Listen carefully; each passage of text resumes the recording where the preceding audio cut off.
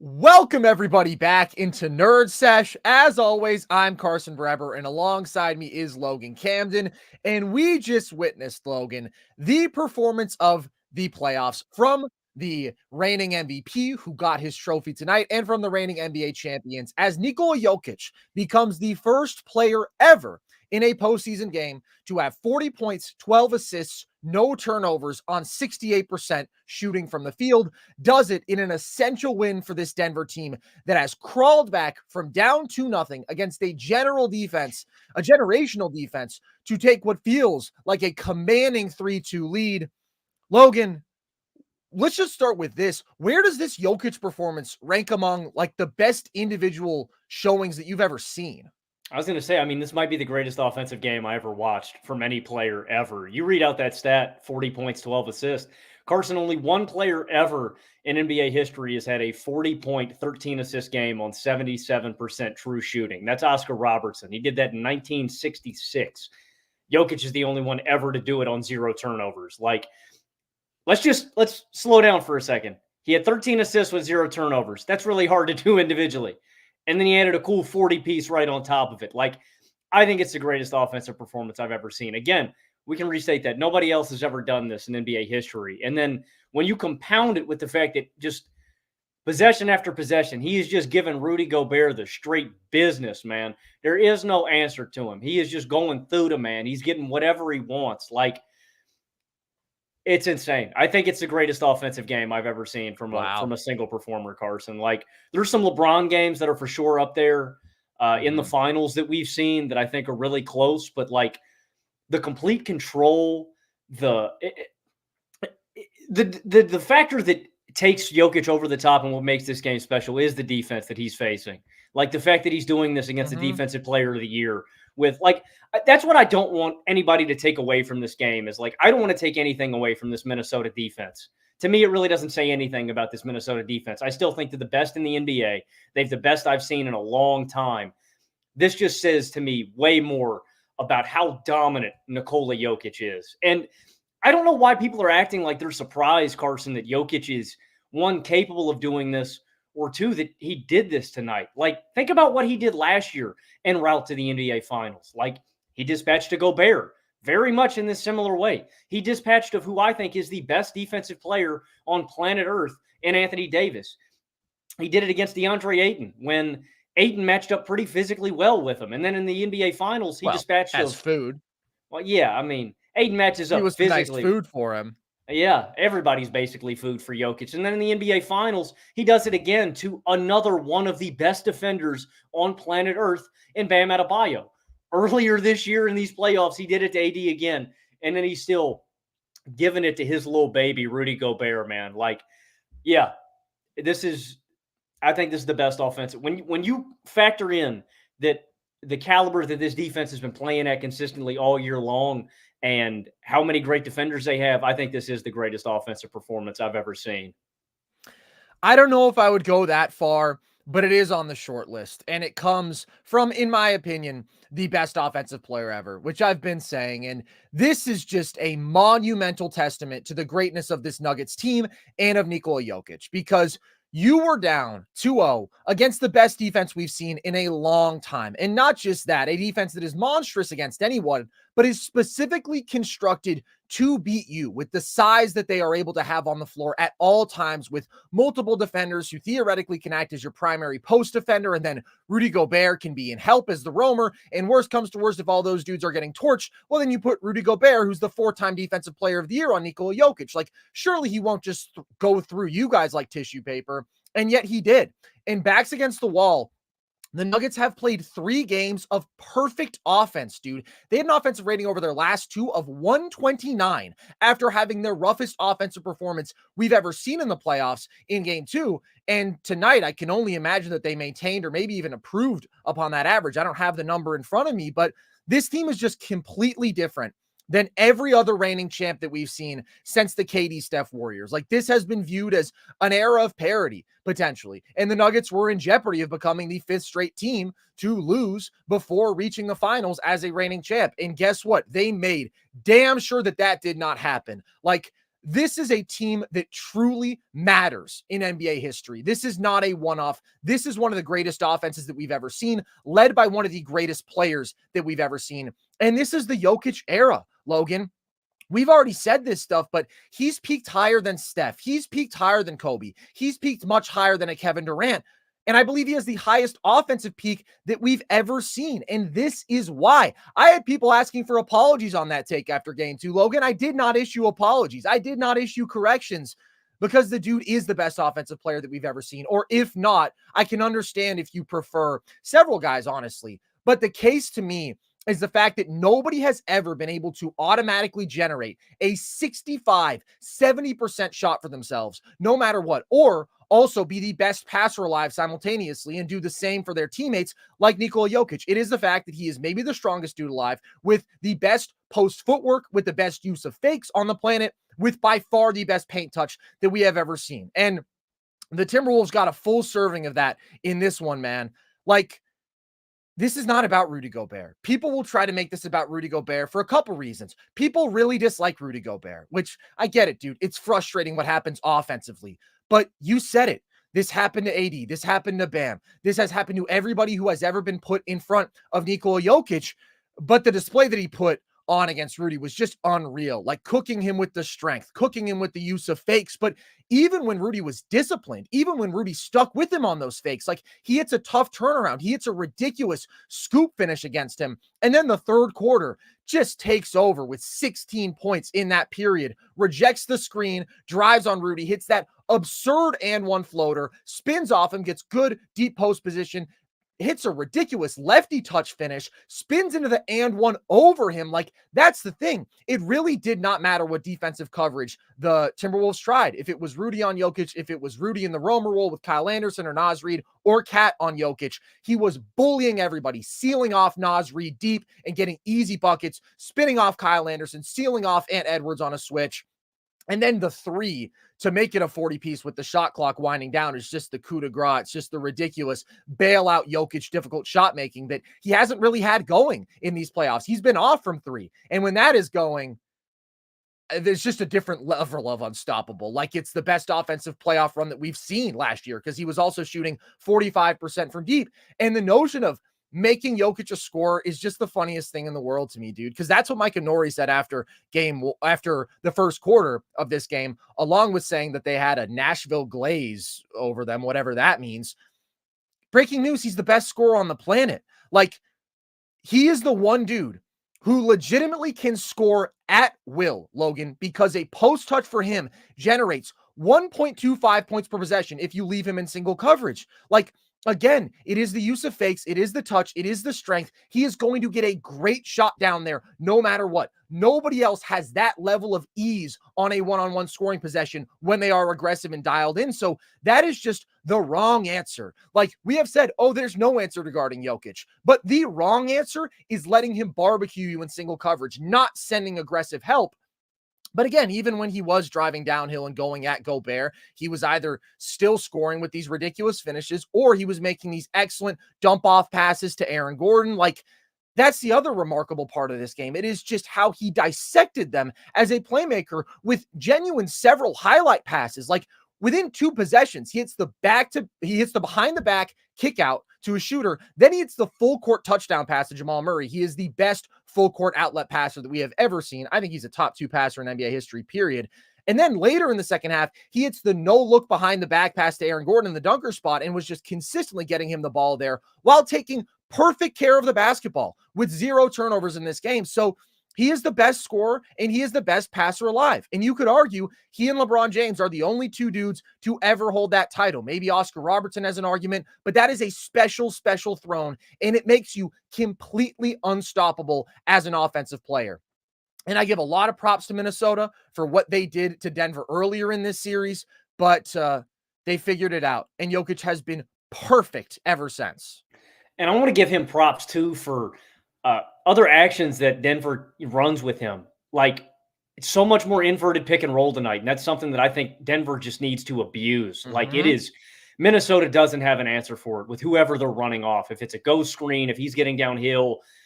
And that's the thing, right? It's like Jokic does I think he's the best scorer too. I think he's the best playmaker, but it's also what he does for his teammates. Like, bro, he is setting these monstrous screens that are giving Jamal Murray the runway he needs to be effective.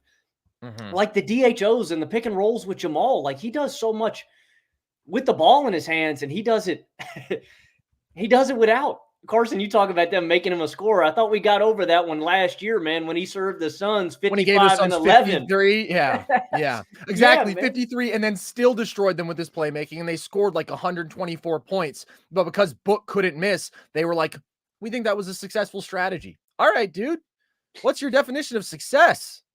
I still can't believe like that's a legit like narrative or an idea that people should do. And Carson, you make a real great distinction about Jokic and why there are no correct answers and why there's a lot of wrong ones.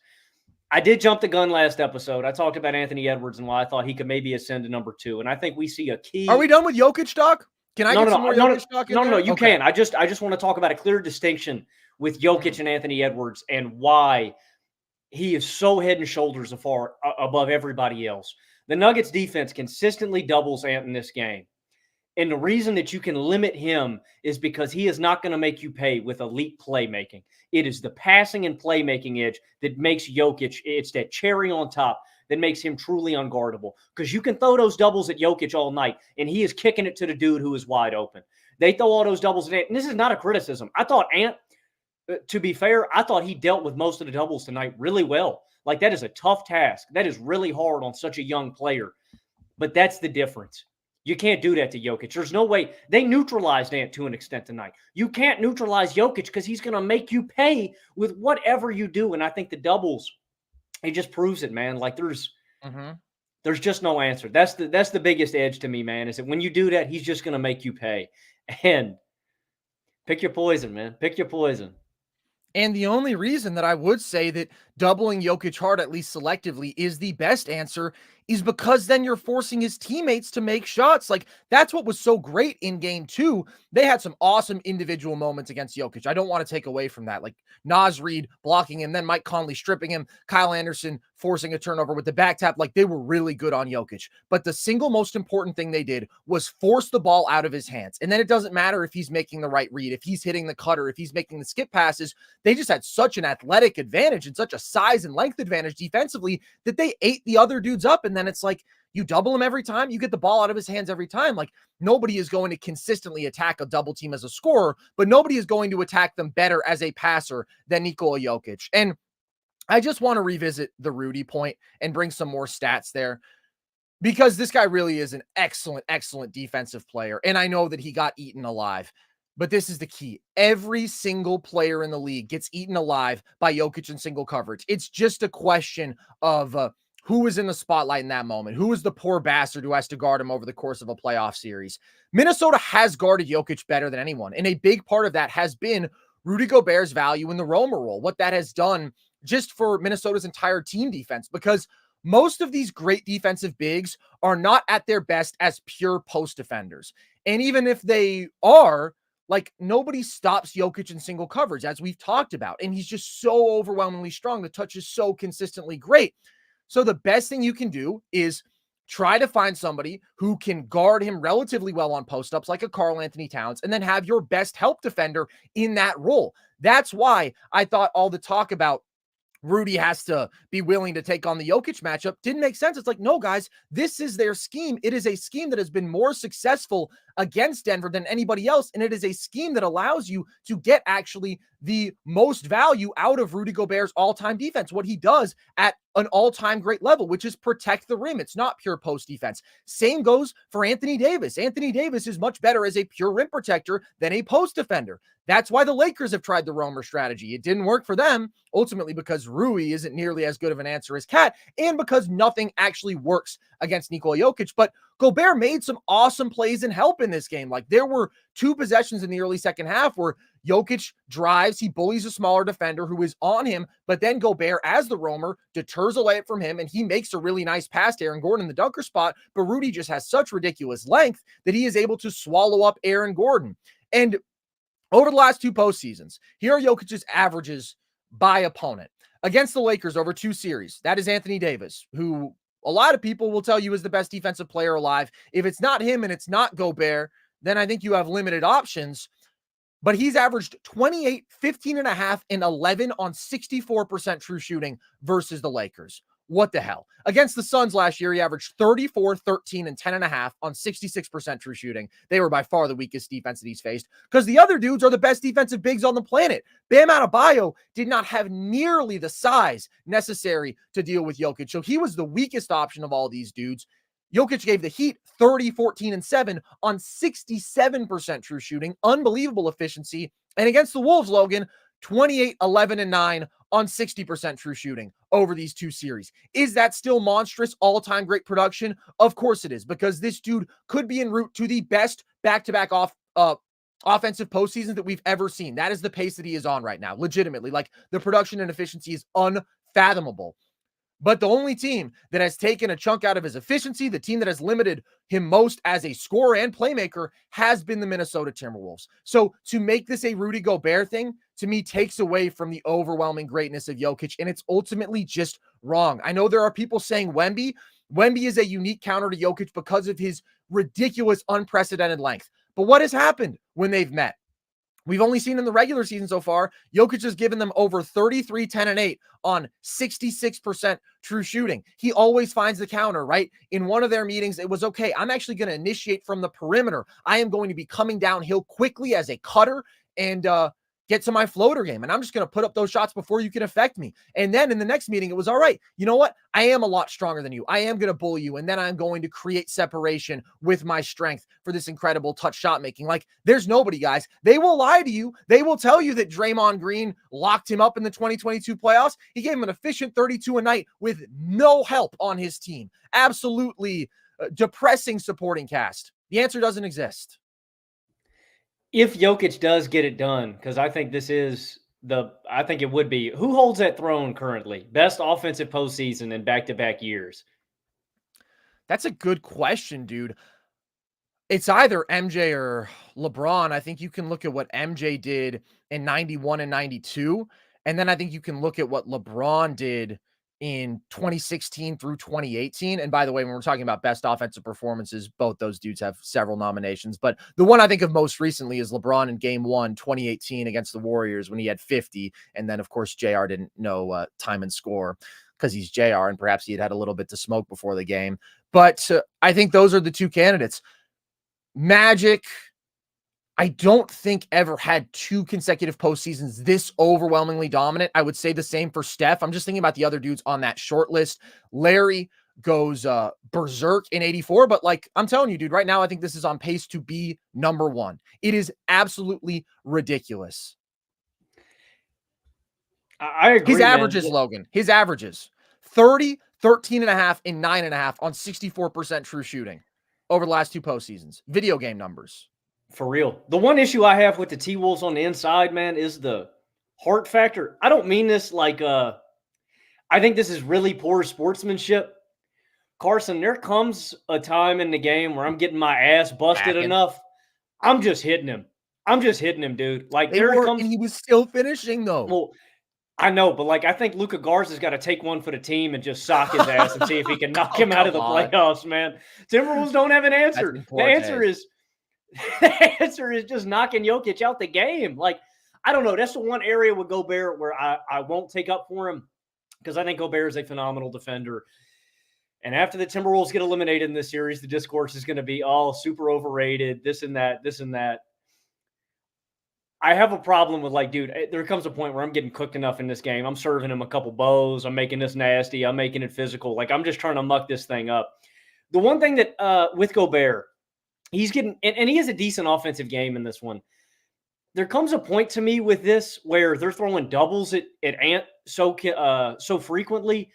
I wonder if it's worth, because he is not a deterrent at all to Nikola Jokic, right? Jokic is going through anybody. There comes a point where I wonder if the Timberwolves should just trot Naz Reid out there more, or Kyle Anderson out there more, where if Denver's going to consistently throw these doubles at Ant, I wonder, though.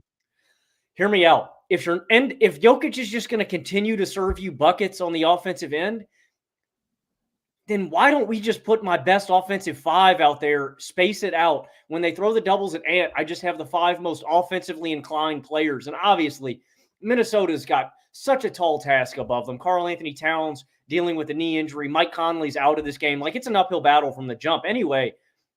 But Gobert is getting ripped through. I just wonder if it's worth it for Minnesota to just throw their 5 best offensive players out there when they're consistently throwing these doubles at Ant and letting them try to outshoot him or something, man. Like, Gobert really is a negative offensively, and with him providing such little resistance, I wonder if it's worth exploring in stretches, man. 40 minutes may be a lot for Rudy, and we've talked about how it's sort of a game-by-game thing how much he plays, but I did think that this was a better offensive game from him. I mean, last game was a disaster, and you can see that Ant really doesn't trust him as a roller, and I don't know that he necessarily should when he's getting tagged, but they found some other nice ways to get him good looks, like the Cat Gobert pick and roll gets him 2 wide open dunks, which is just such a great action. It's generating like 1.6 points per possession in the playoffs. They should do that at least a couple times a game. They're never going to go to it repeatedly, but boy, is it tough to guard.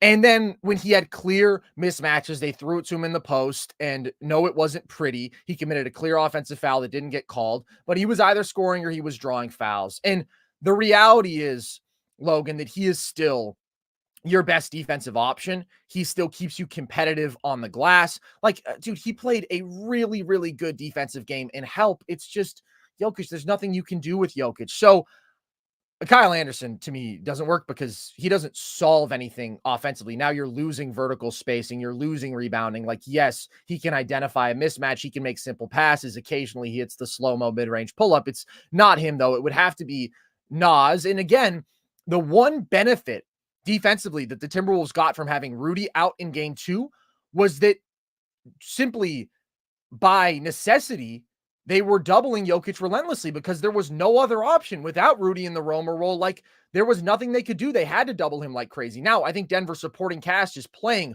way better, shooting way better, much more comfortable, just much more composed, where you would still get torched like that. But at that moment, it was the best decision, and they had a lot of speed on the floor. But I don't think that this is a series where you like really go away from Gobert. I get the frustrations with him.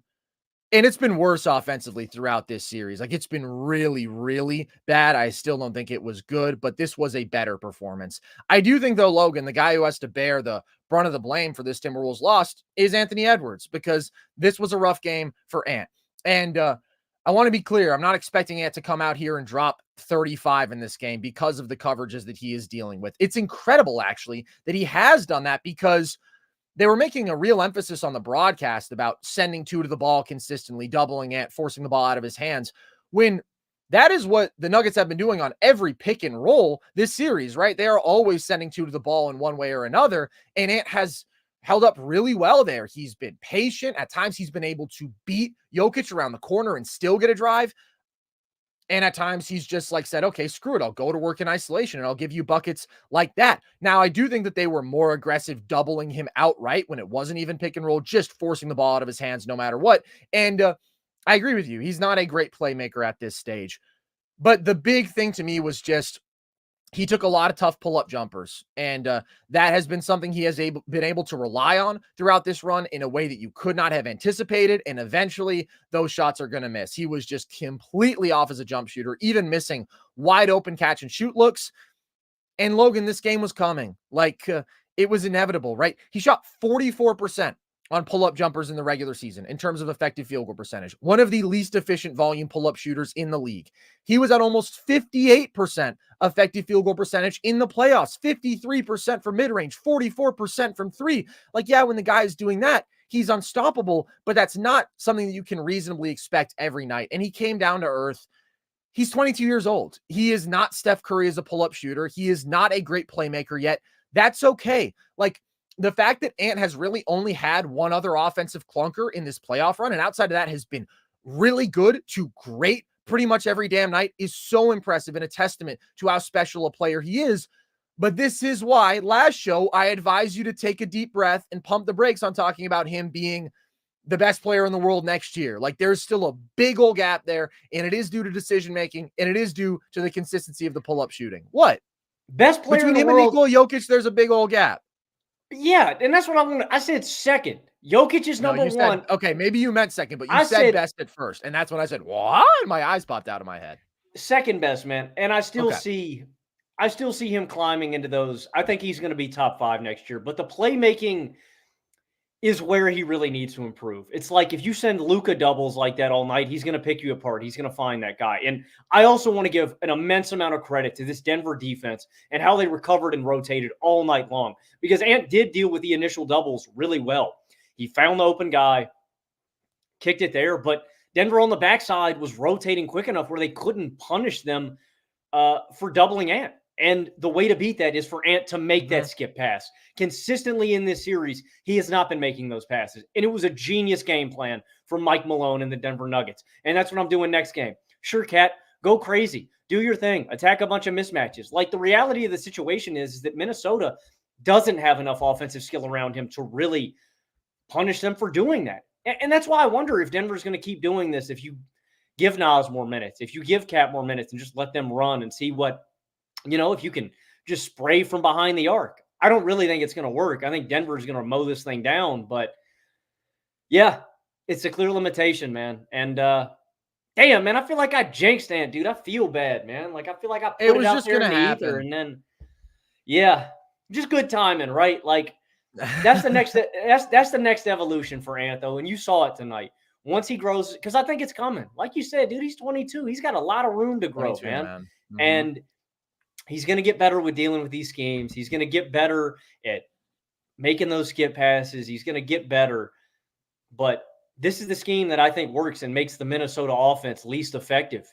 And I think Denver should employ this every single game moving forward in the series. Yeah, again, I think that they have very consistently sent 2 to the ball. Ant has just been unconscious as a pull-up shooter, has been a big factor, and eventually that was going to come back down to earth. You mentioned Cat, Logan. I do want to give him props for doing his job in this game, because last game was terrible from him offensively, and in this game, he did exactly the things that we highlighted, like to a T. He bullied mismatches, specifically posting up, not isolating, not starting from the perimeter. He didn't try to go at Aaron Gordon one-on-one. He went at smaller defenders when they were either guarding him with a small or he got a switch, and he was effective there. He was getting to his hooks. There were none of the out-of-control drives. He hit 2 threes, which is obviously vital, and specifically ran that pick and roll twice with Rudy Gobert, which is just incredibly difficult to guard. They run that action so low that Aaron Gordon just ends up trailing, and Jokic isn't drop. He just throws a lob over the top. Another time they run it higher up, and still, like, it's just a nice, beautiful pass over the top of the defense to Rudy Gobert. Really good passing, big Cat. On the flip side, for Denver, I want to give some more shout outs. Aaron Gordon. That guy has just been absolutely phenomenal throughout this playoff run. Came into this game leading the postseason in scoring efficiency, true shooting percentage, and has been super productive. And again, in this one, dude, like, attacking the offensive glass. What he's done as a ball handler, especially last game, was just ridiculous. What he's done as a finisher off of those Jokic dump-off passes. What he has done as a playmaker. The dude is just so consistently balling out right now, and that's important when Michael Porter Jr. on the flip side has just been ice cold this series, and I thought took some bad shots in this game, forced a pull-up in transition, forced a really well-contested 3 coming off a screen. It's like, he's Michael Porter Jr. He makes and takes contested jumpers, but there is a level at which something is a not great shot even for him, and it can take the offense out of rhythm, and he's just not really on right now. But that's what's amazing about this Denver team. They don't just have the best player alive. They have a beautifully constructed supporting cast. KCP, who's been quiet offensively, comes into this game immediately, makes 3 jumpers in that first quarter. He gives you an efficient 16. But the star of the night, maybe just in terms of the minutes that he played, Christian Braun, 28 minutes in this game, Logan. And we have a good friend, shout out Gabe, who is a massive Kansas basketball fan. So he's always dialed into the CB minutes. But the dude is just a competitor, just an absolute dog, and runs the floor so hard, like gets 3 buckets in transition in this game. And I really like that he has matured within this series, because there were a couple spots in game 2 where he just got blown up by Minnesota's length around the rim. And he has now, over these last 2 games, on a couple occasions, shown the patience to pump fake and draw a foul. Pump fake, get an easier finish for himself. And then also he just has ups. He has a nice transition dunk in this game. And defensively makes impact plays, dude. Picks off a pass to Ant in the third quarter, I believe it was, blocks Ant when, to be fair, he kind of got caught off a slow step, didn't really have another option. But CB destroyed that shit, man. This was really big, and this has been the theme, dude. Like, dudes on the Denver bench have stepped up. Now, I thought tonight the non-Jokic minutes were absolutely brutal offensively. Like, I thought that just everything was awful. But at least they were able to hang in at the start of the second quarter because they were playing their asses off defensively. They draw 3 charges in a matter of a couple minutes, and they force a couple turnovers. They have that Christian Brown block on Ant. But yeah, like the non-Jokic minutes were rough offensively. Christian Brown, though, was really good. And I liked Michael Malone's willingness to stick with a guy who was playing well, who was making impact plays. He's been doing that consistently through the playoffs, though. You know what I mean? If it's Holiday, he's got the hot hand. He's cool with riding with him. That's the one area where I think Minnesota can really improve, Carson. I was disappointed that and I've been disappointed consistently in this series that Minnesota hasn't dominated the non-Jokic minutes more. That's the area where they got to make up a ton of ground, man. And it's been even. It's basically been chalk. Like every single game, Minnesota has got to capitalize on those, dude. They've got to go on runs when he's off the floor because he completely controls the game when he's out there, man. That's the time to capitalize. And that's where Minnesota, I think, has to be better. But yeah, great games from the role players, dude. Aaron Gordon, KCP, and even remarkable too, dude, that AG's in foul trouble at the start of this game and still just perseveres, man. Takes 2 charges also. That takes balls. Does, man. Who got the other one? Was it CB? Was it Christian Brown? Who took that? There was another guy who took one. It escapes me, but I want to say it was Christian Brown. We're going to give him credit because he was making so many dog plays in this game. I think it was him. That boy is a dog, man. That's the final area, though, Carson, where I think Minnesota can really improve is one of these games. Like, if they lose the non-Jokic minutes, I think it's wraps. Like, you know, that's just a key area where Minnesota's been lacking all series long. Yeah, and they won the non-Jokic minutes in this game. They were +6 in the non-Jokic minutes, but with how much they were struggling offensively, that wasn't enough. I do want to give props to this Denver defense, Logan. We touched on it a little bit with how well they defended Ant, forcing the ball out of his hands. I thought it was very effective, and their rotations were excellent, as you mentioned, and they were doubling Karl-Anthony Towns for stretches when he had not even always a glaring mismatch. Like when he had MPJ, who I think has guarded him decently well, they were still sending doubles, and yet they conceded a few open threes early in this game. But overall, it's not like they were just bleeding open threes for Minnesota because they were rotating so well. And we've talked about how good they have been at tagging the roller and having Jokic recover there. Like, it's just been a super dialed in collective team effort. And then the best part about this team defense is their hands.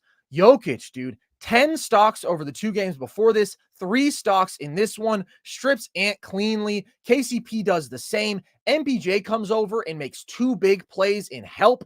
He has just continued to improve defensively. Like, yes, this is one of the best offenses that we have ever seen, but they are also consistently defending at a high level. And that has been crucial because they have taken this Timberwolves offense that was clicking, that destroyed the Suns, that was finding a lot of success through 2 games of this series, out of rhythm. And part of that, I do think, is just that the Timberwolves were overperforming. This was an average regular season offense that all of a sudden Ant is playing like the best dude in the playoffs. Cat had been really consistent. Their spot up shooting had been really good. And they've gotten just a little sketchier in really all of those categories. But I do think that Denver deserves credit. And they're just a juggernaut, dude.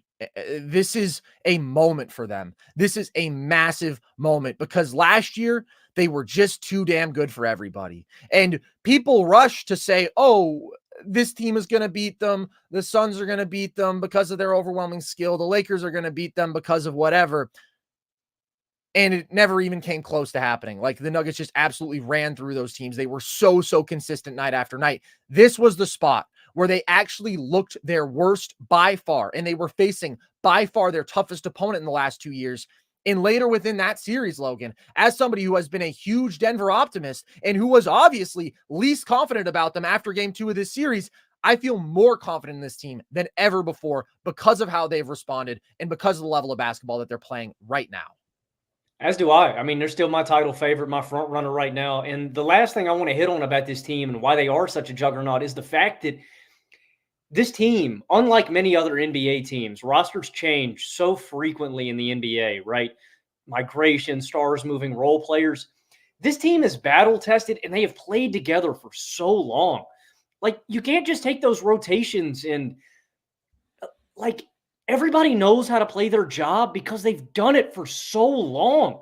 Like, that's the other edge that this team has over other playoff competitors is experience.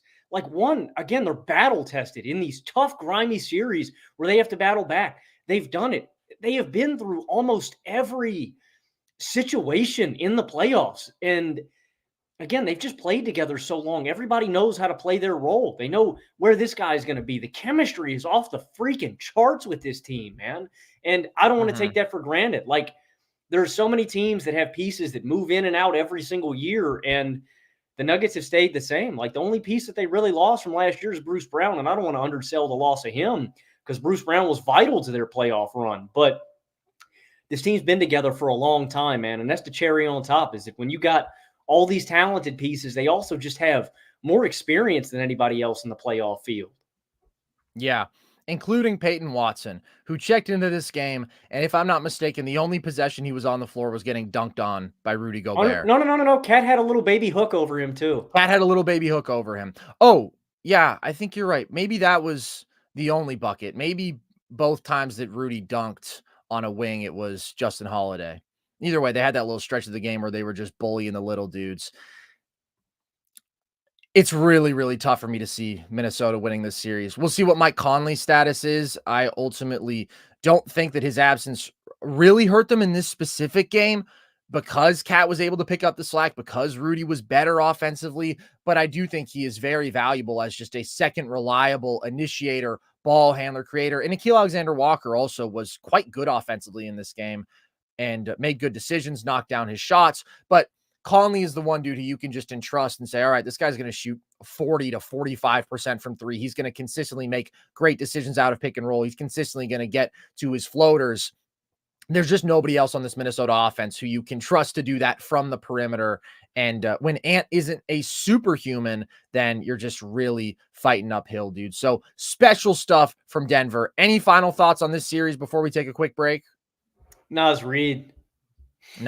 All right. Well, I guess we normally save that for the end of the episode. We'll let one go now. Okay, guys, we're going to take a quick break. On the other side, we'll be talking about a big bounce back win for the Knicks after some quick words from DraftKings. The 82-game preseason is in the books, and it's finally time for the real season. Don't miss out on any of the NBA playoff action at DraftKings Sportsbook, an official sports betting partner of the NBA.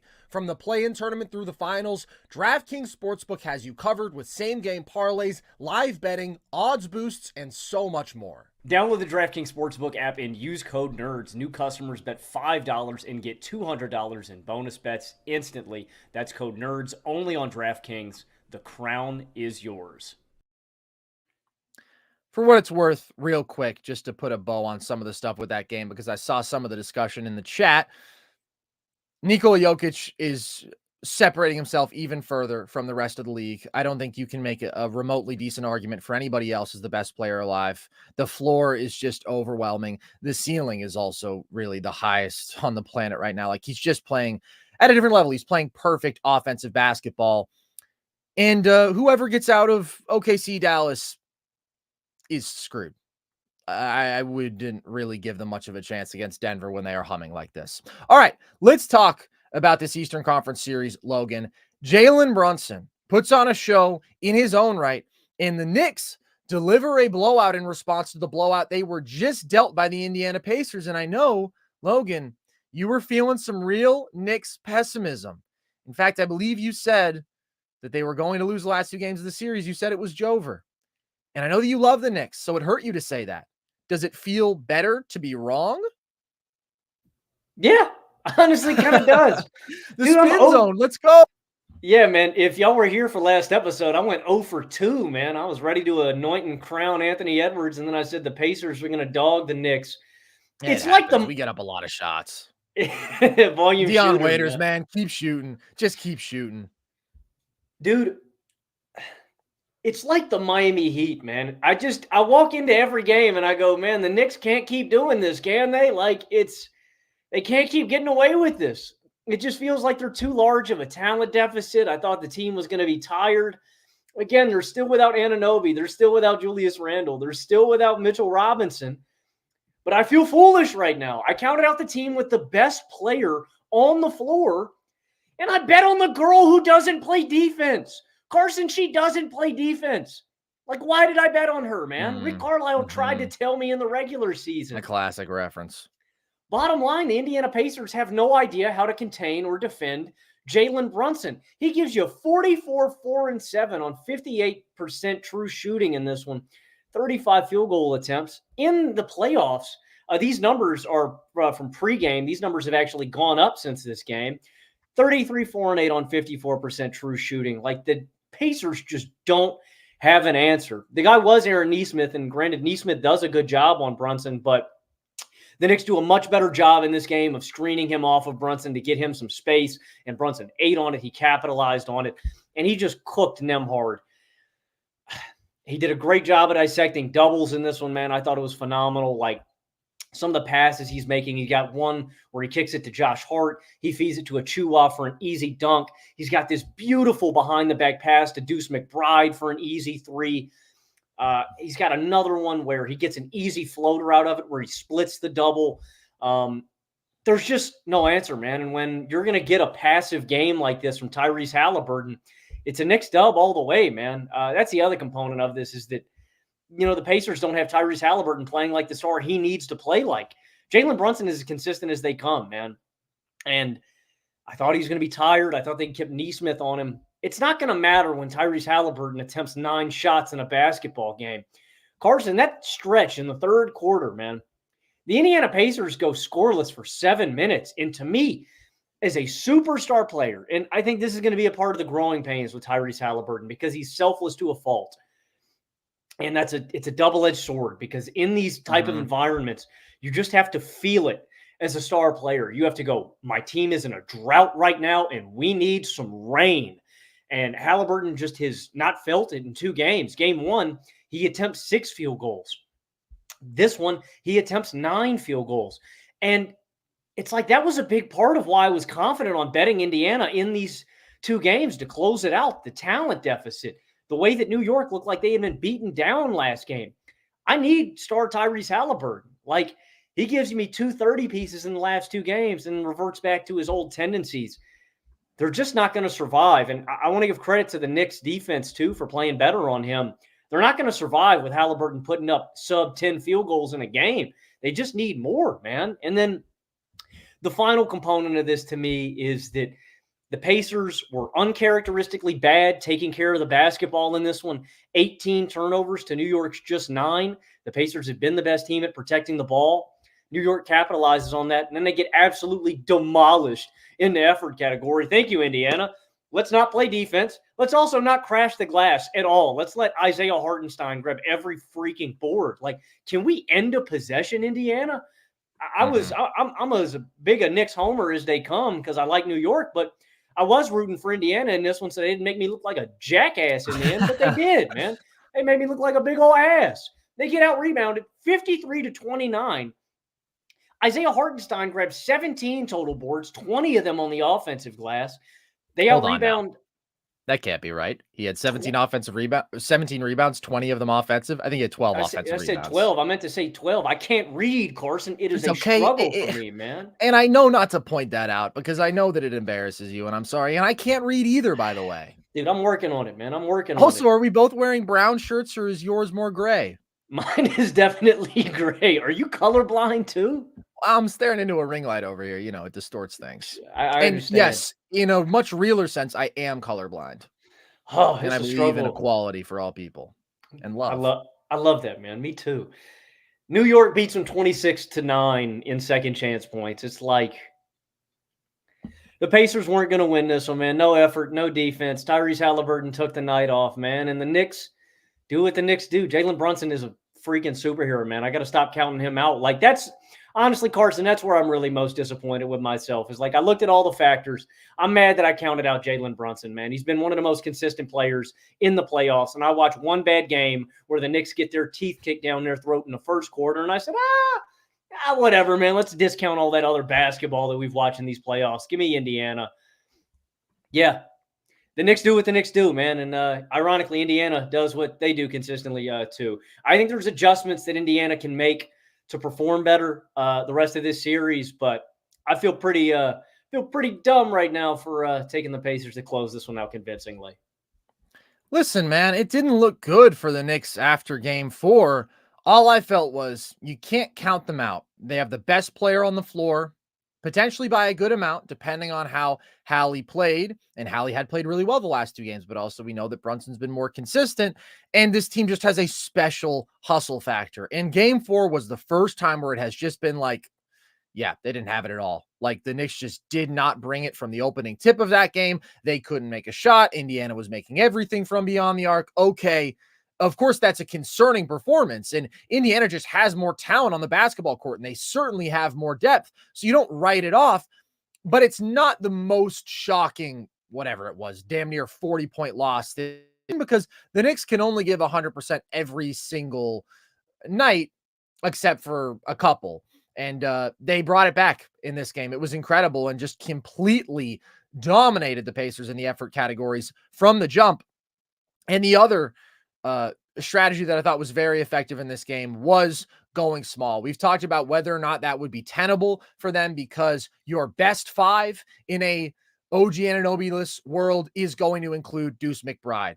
But you are dealing with a team that has 2 bigs, basically, with Miles Turner and Pascal Siakam. And specifically, Siakam is one of the expert mismatch attackers in basketball. So it's just dangerous if you try to guard him with Josh Hart in extended stretches, or if you try to guard him with Hartenstein even, and then guard Miles Turner with Josh Hart, as we saw at the end of game 3. But I thought that going small was really valuable in that huge run early for the Knicks, particularly. They applied a lot of ball pressure, and that was a factor in throwing the Pacers offense just into chaos. They had turnovers on 4 straight possessions. A couple of those were independent of the ball pressure, but a couple of them were caused by it. And Indiana has 17 turnovers in this game. In that second quarter, or that it wasn't in the second quarter, was it? Or was it late first quarter? It was late first quarter, I think. But anyways, that was like the stretch that changed this game. That was when the Knicks went from trailing early to taking decisive control. And I thought that Deuce was excellent. I thought that he immediately brought the quickness and the shot making that this team needed. And on the flip side, Siakam and Turner didn't do nearly enough to punish them. I thought that they did a good job helping on Siakam when he tried to attack mismatches, but also like Josh Hart stripped Siakam outright on a post up. He stripped Turner outright on a post up, and they stopped going to Siakam trying to attack these mismatches. So that is a win for the Knicks, especially when you are still kicking their ass on the glass. Like, that is insane that the Knicks can still do this at a size deficit like that. And Hartenstein is, of course, the biggest factor. He was just absolutely heroic on that front. But that's bad for Indiana to just get dominated like this in the effort categories, and specifically on the glass when you have a size advantage out there. The Knicks all play bigger than they are, but come on, man. So it was just a complete reversal of last game. New York came with way more effort and intensity. Indiana was flat. Like, even once this game was mostly decided, still the Knicks were playing way harder. Like in the third quarter, you have the stretch where Josh Hart follows his own shot, gets an easy putback. Nobody moves to the ball on Indiana. Dante DiVincenzo gets that baseline putback off of a Brunson miss. Like, Indiana was just asleep. So 20-5 on the offensive glass is inexcusable.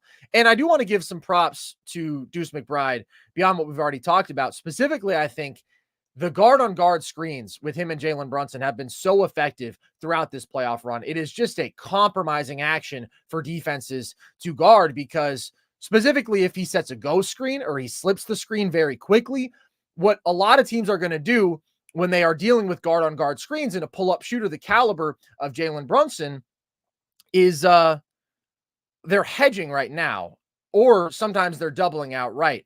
I think there's an argument to be made that they should just cleanly switch, because they're losing Deuce McBride too much, and he's getting open threes out of it. It happened once early in this game, and then there was another spot where Miles Turner was actually in position to rotate. Hartenstein set a very effective down screen, which I thought was just a Nice high IQ play from him. And then Deuce gets an open three. But Brunson is the star of the night. Like the effort stuff, of course, the going small, all of these things mattered for the Knicks. But ultimately, it didn't matter what they threw at Jalen Brunson. He was getting past Nesmith early. They were running high pick and roll to get him a step downhill, shooting over Nembhard, and the ball handling and footwork was just phenomenal. He hit Nembhard with a nasty hezzy in this game. They tried Ben Shepherd for a possession on him, and I was like, okay, let's see what Ben Shepherd can do. Ben Shepherd's played his ass off in these playoffs. You know what? Let's give the little guy a crack at it. And he just lost him on a screen on the first possession. Wide open pull-up three.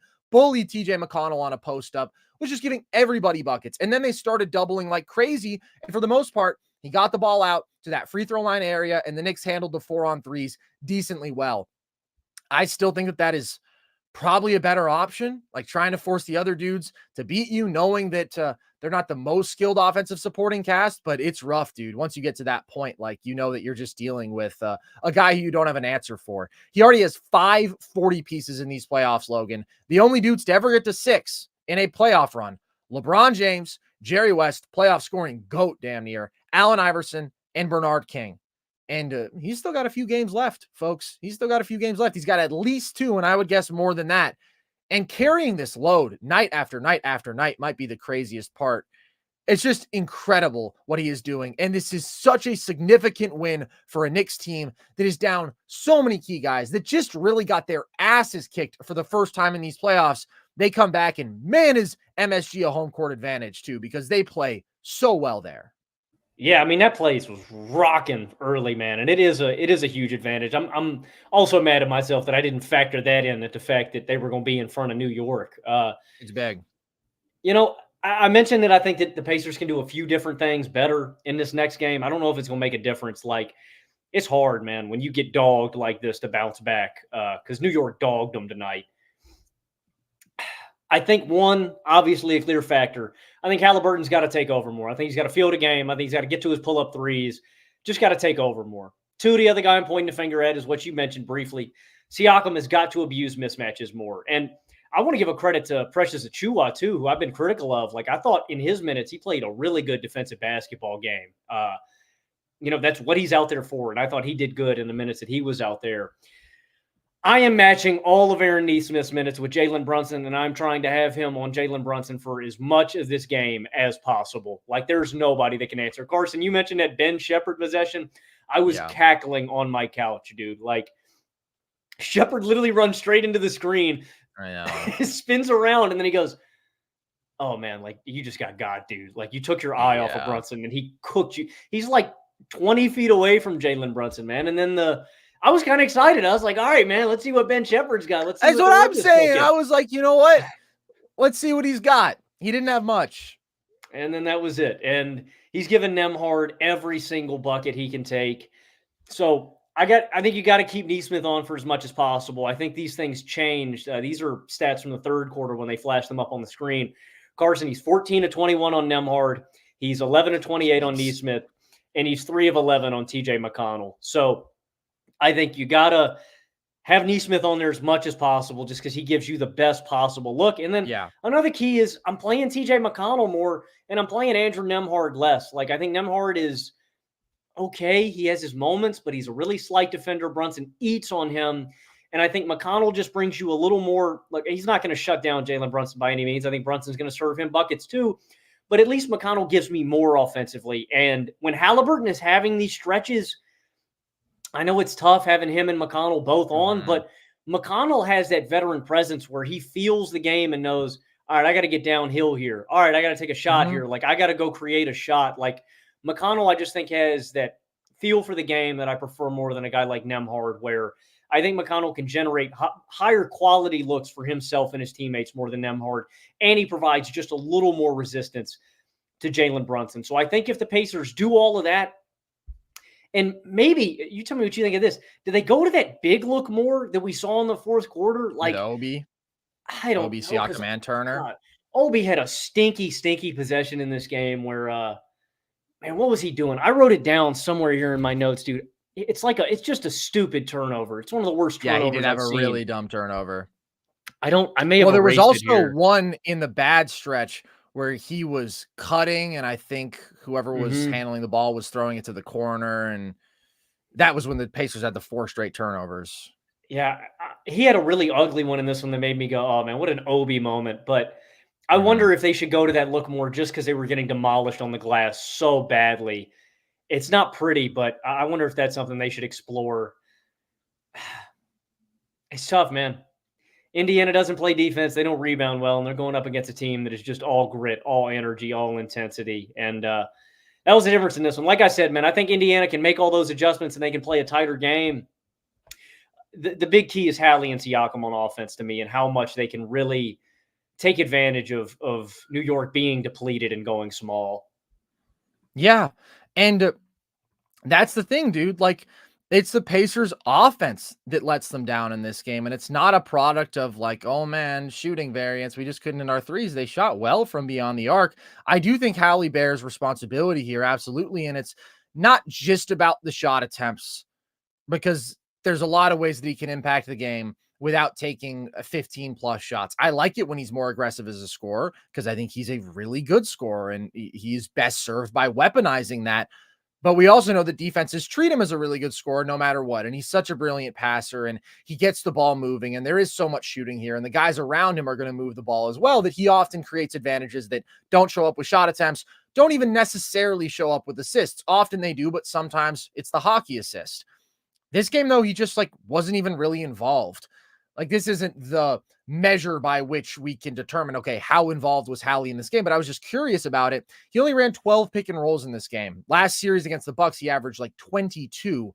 He's been running a few fewer pick and rolls in this series regardless, but like, it just wasn't enough. It wasn't enough. The first quarter, you didn't get a lot of Hallie. And there's a stretch where this game is just like totally slipping out of control, and Hallie's not asserting himself. Siakam also, again, isn't asserting himself.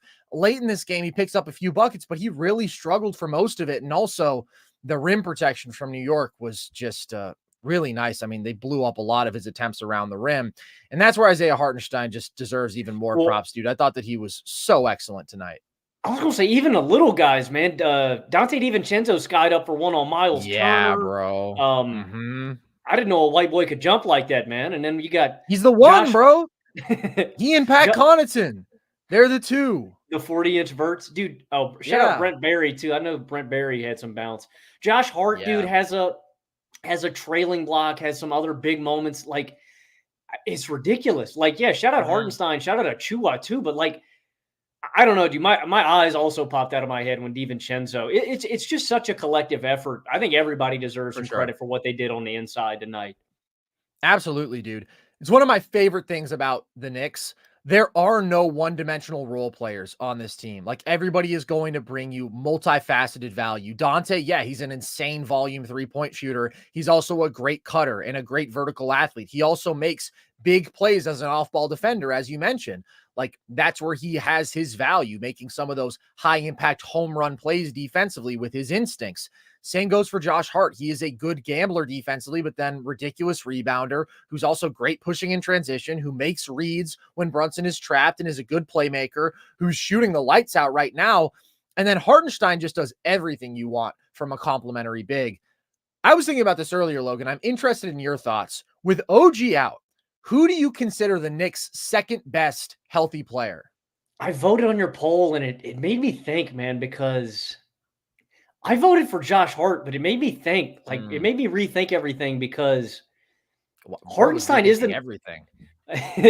Well, it's like when you said earlier in the show, you said Jokic is the strongest man alive, and I know you meant in the NBA, but I was like, yeah, man, maybe. Mark Henry, bro. I haven't seen him competing recently. I think Jokic is taking the throne. He very well could. It might actually be Hartenstein, just because, like, Brunson's your offensive leader, and then Hartenstein's your defensive anchor. And I think that's maybe where, like, I don't know. I was thinking about all of Josh Hart's contributions, like the fact that he rebounds so well, the fact that he is a good defender, he's a good transition scorer, can barrel his head down, and is a good shooter too. It's between him and Hartenstein for me. Like, DiVincenzo's, like, all of these guys are great role players. Like, New York is so... they're stacked for having these guys, but I wonder if it's Hartenstein, just because of how great he has been defensively on the inside and how great of a rebounder he has been. And then he does bring you offensive value, like the little floater game. He's a good passer.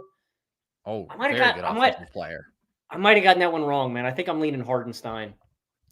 I don't think there's a wrong answer, dude. That's what I think is so interesting about the poll. I think you can make an argument that Dante's offensive pop is just so essential considering how New York is lacking there. Having a dude who can give you 25 plus in 3 straight games like he did to start this series alongside Brunson, he's the only dude who can do that and legitimately one of the best 3-point shooters in the league. Josh Hart is, God, it's so tough, bro. You can't talk about Josh Hart without using the word heart. Like, and it just feels corny every time, but he's the heart and soul of this team, man. He really is. And what I would say is Josh Hart has probably been their second best healthy player, taking OG out of it in this playoff run because of how ridiculously well he shot the ball, right? When Josh Hart is 43% from deep, well, then Josh Hart is a different basketball player than he often is during the regular season. And he still does a lot of awesome stuff. But I do think the sustainability of what Hartenstein does makes me lean him. Like, he really brings just about everything that you want from a good starting big who doesn't have like a star level trait. Ideally, he would be able to space the floor out to the 3-point line, but he's still such a skilled finisher and he still provides spacing in a sense, right? On every baseline drive, who was there for the dump off 8 to 10 feet out, and he's going to make those floaters at a 60% clip. It's Hartenstein, which is really valuable. Good screener, excellent offensive rebounder. And I do think that the defensive value definitely exceeds Hart and DiVincenzo to me. Those guys just aren't as impactful. Like, they both have their moments with their gambles, but they also both, because of size, right, have their limitations. Hartenstein is also playing the most important defensive position, so he brings more value there because he is holding down the paint. Statistically, was like one of the best rim protectors in basketball this year. People shot 11% worse against him at the rim. And he also is mobile. He guards well in space. He's just so versatile. Real high-end passing big. Like we saw in game 2, dude. They were running their offense through him consistently, and he was dissecting out of handoffs, fake handoffs, spotting cutters. Like, the guy is just so good. So I guess when I think about it in terms of, like, if I weren't the Knicks, if I were just any other basketball team, who would I most want to plug and play in my situation? I think the answer is Isaiah Hartenstein, but you could say any of the three. Like, they're all essential to what this team does. Super essential. I thought it was kind of a goof signing, man. You know, I didn't.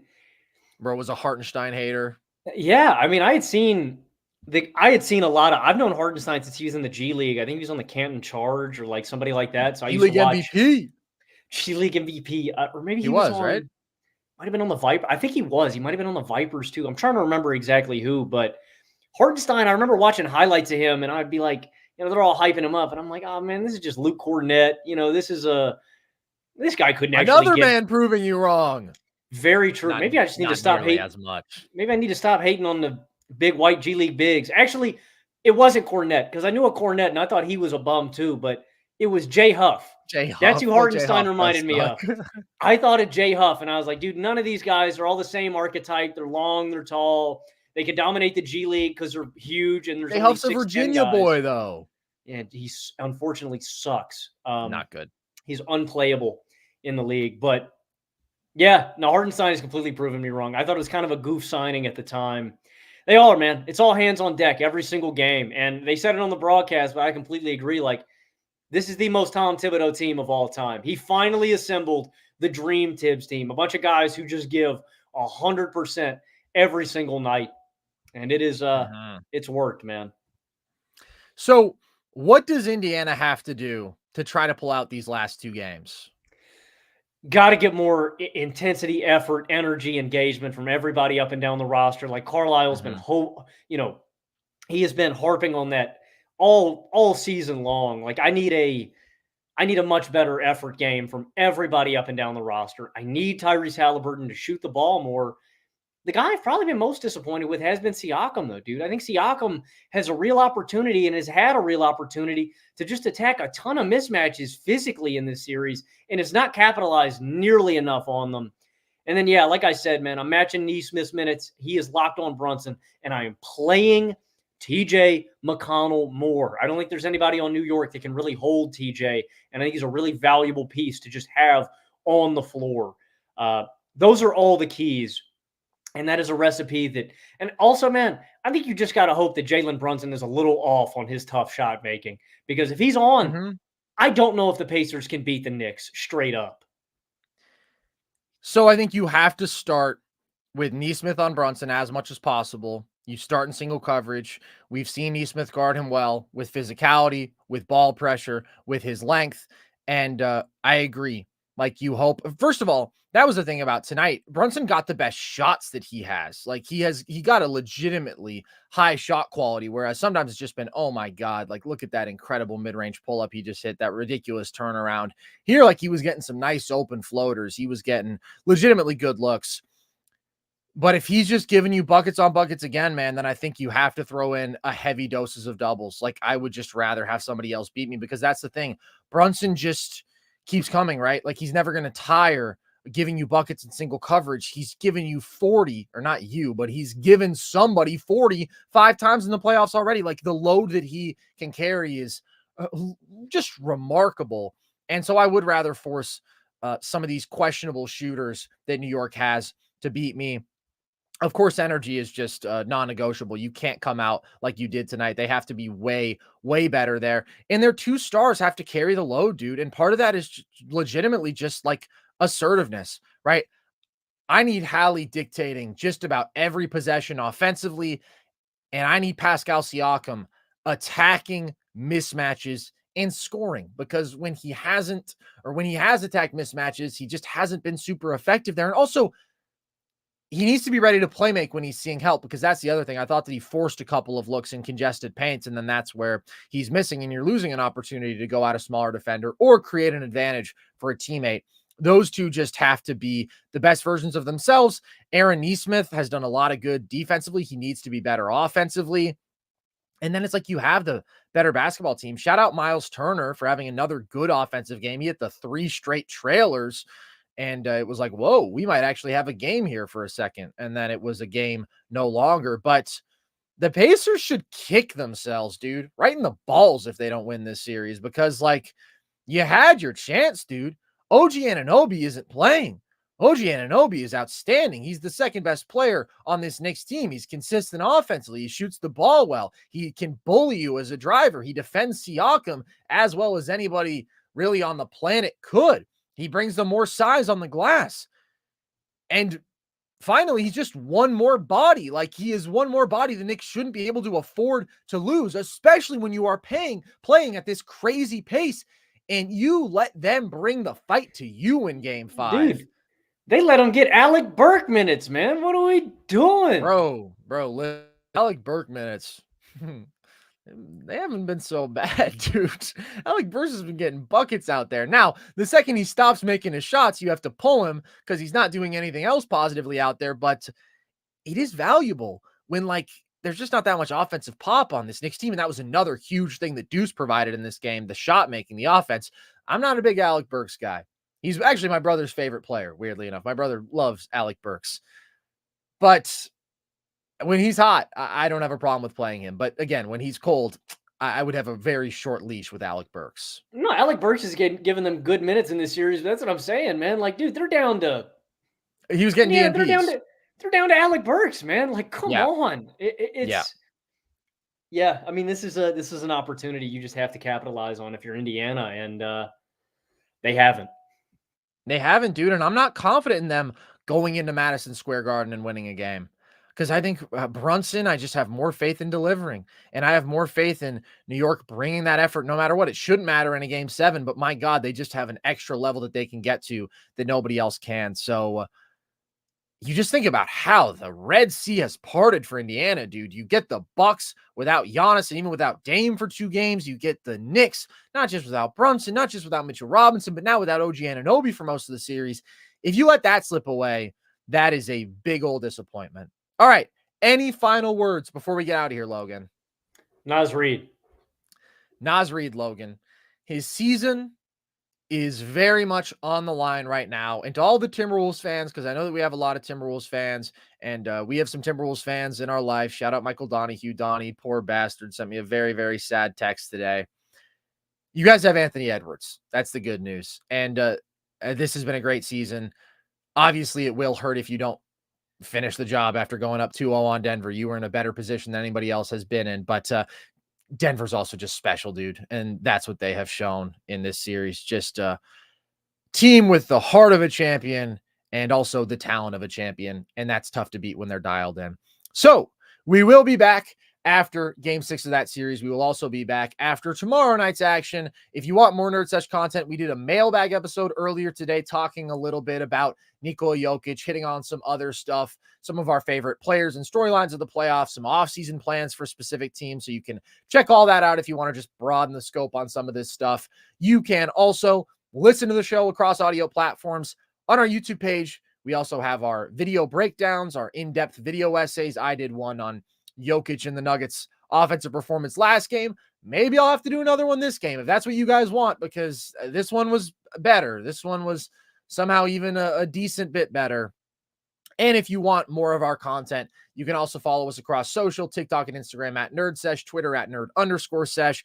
You can check out our merch at thevolume.com, and you can join our Discord. The link to that is at the link tree across our social media bio. And with that, as always, appreciate you guys. I've been Carson Brabber.